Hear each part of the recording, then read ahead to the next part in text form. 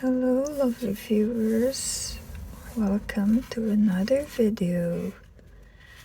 Today I am excited to present to you a very special 12-part series featuring Diana, the Untold story. This was published by the Daily Mail in the UK. But for each magazine, I'll be doing one video, so watch out for that. As a preview, let me show you each magazine. That's part 2, part 3, part 4, 5, 6, 7, 8, 9, 10, 11, and 12. So for this video, I'm gonna show you part 1. It says a very real love. That's your close-up of Princess Diana. So let's start with the flip through.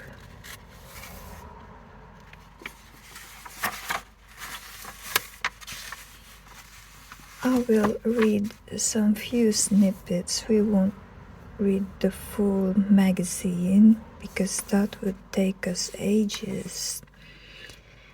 It says here, lavishly illustrated with never before seen pictures, building up week by week into a glorious partwork of nearly 200 pages. Make sure you and your family collect this unique tribute to Diana, Princess of Wales. You have 1, 2, 3, 4, 5, 6, 7, 8, 9, 10, 11.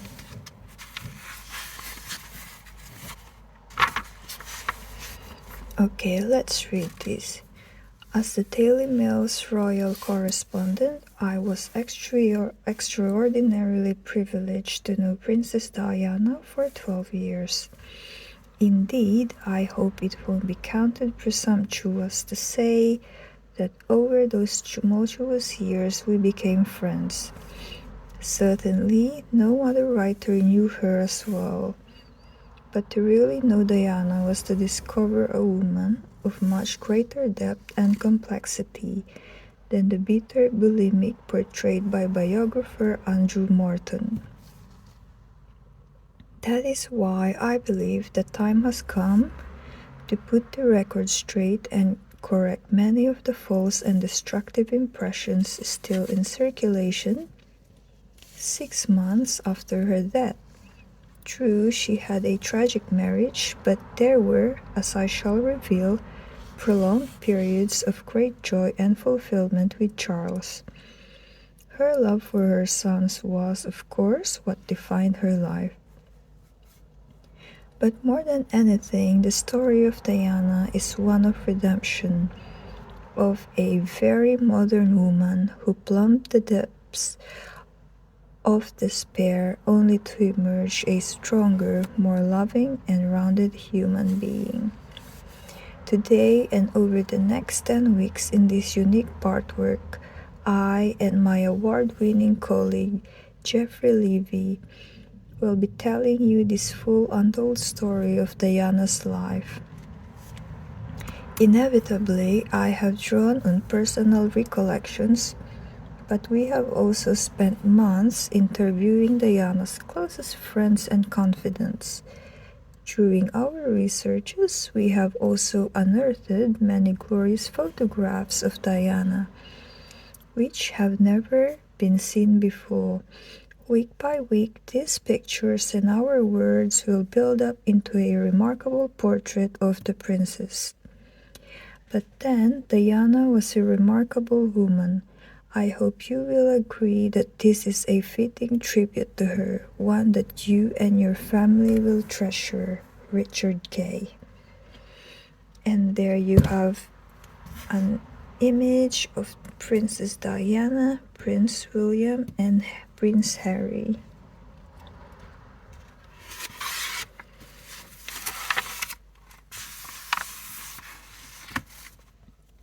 Diana, the Untold Story by Richard Kay and Jeffrey Levi. Chapter 1, Love, whatever that means. So we can read one paragraph, just the opening paragraph. Just a few weeks after her wedding, the new Princess of Wales wrote a letter of breathless happiness to her childhood nanny, Mary Clark. I adore being married and having someone to devote my time to, she wrote. Diana's letter was typically brief, but Nanny Clark was aware that the handful of lines penned by the girl she had looked after for so many years had said much more. So that's your young Princess Diana.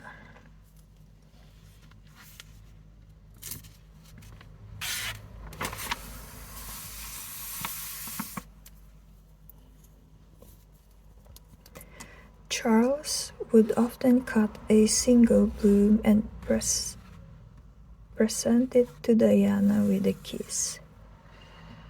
There's the single bloom, very vintage dress, and she got a lovely hat. Charles was protective of the nervous Diana on their first public appearances together, right? And would constantly reassure her. She's very pretty in pink, indeed, really highlights her innocence here. Very angelic, very innocent.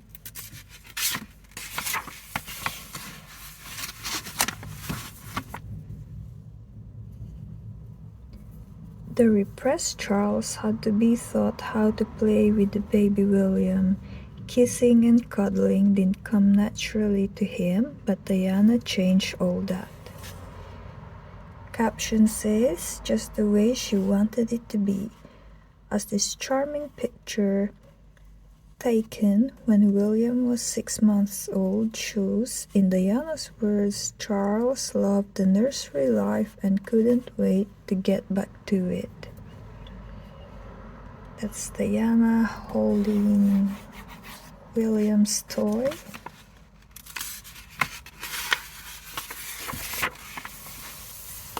It's a very intimate picture. It says here, we were very, very close to each other, the closest we've ever been and will ever be. In this delightful sequence of pictures, Diana blushes as Prince Charles turns to kiss her during a polo match in Cirencester, and then collapses into giggles when he just brushes her cheek. Undeterred, she gazes into his eyes, clasps his chin, and they kiss passionately. Those are your pictures.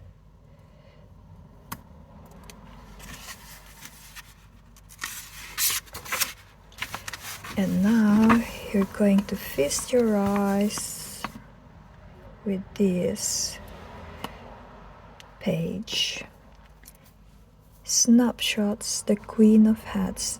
Each week in this unique partwork, we'll be printing a montage of pictures summing up one aspect of Diana's unique appeal. Today, we look at the hats, which inspired so many headlines. This is very Chanel looking. Admire each picture of her in different kinds of hats. She's very pretty. There you are.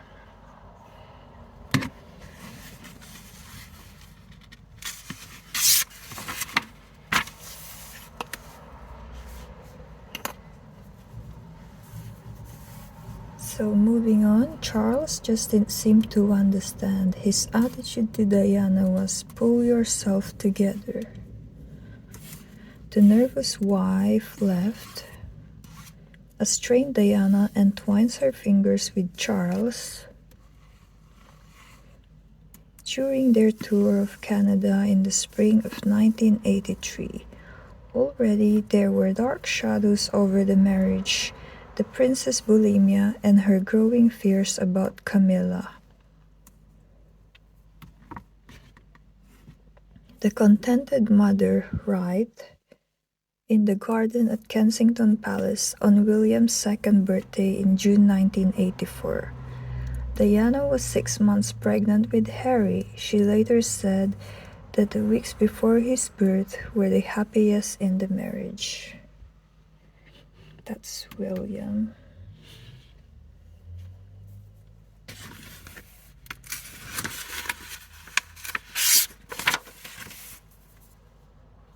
So we have chapter 2, A Girl Who Kept Herself Tidy.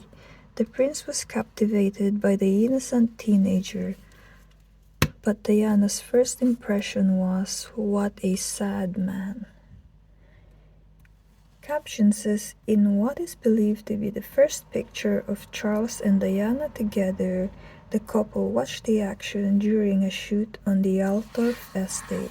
This one.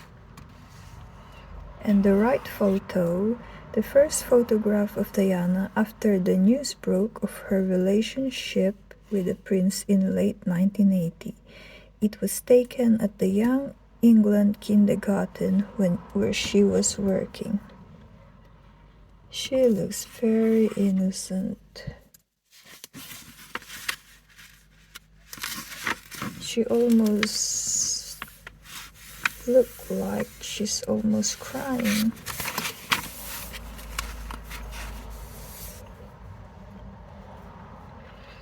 That's your Princess Diana there.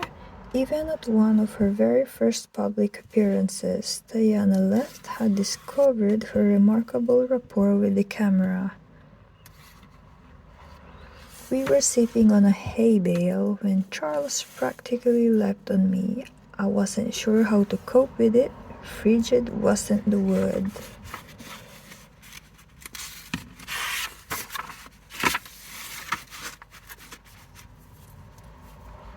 So we have another black and white image here. Jockeying for position.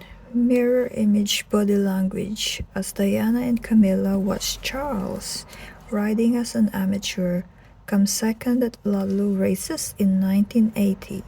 The teenager, she's still a teenager, was beginning to wonder about the older woman's role in his life. And that's Diana, a helping hand from Charles below, as Diana nervously faces the cameras during an early visit to Tetbury near Highgrove, the prince's country home. I started to wonder why Camilla was there during all my visits to Charles, she said.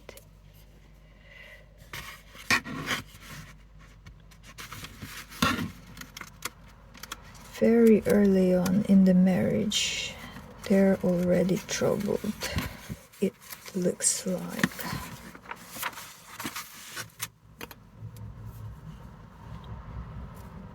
Anxious left shortly before her wedding.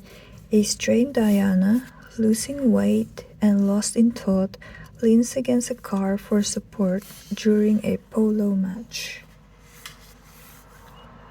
Relax. The right photo, a glamorous Camilla out on the town around the time that Charles had started to woo Diana.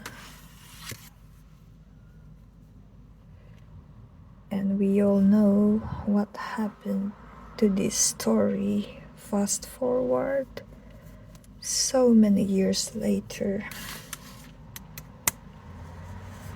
So next week, on the eve of her wedding, Diana finally found the proof that she had a rival. Wow. On the eve of her wedding. That doesn't look good. So this would be our next video. It says next week. As she walked down the aisle, Diana's eyes started from left to right, desperately searching the faces of the wedding guests. And there, 3 rows back, beneath a gray pillbox hat, was the woman who was to haunt her. That's a very sad story, and we all know how it ended. Okay, lovely people, I do hope you did enjoy that short part 1 flip through of Diana's Untold story. I hope you will join us on our next video for part 2. This would be our part 2, the stuff of fairy tales. So watch out for this video. I will leave you there for now. You all take care. Please don't forget to leave us a comment if you enjoyed this content. And please like and subscribe. Until next time, bye!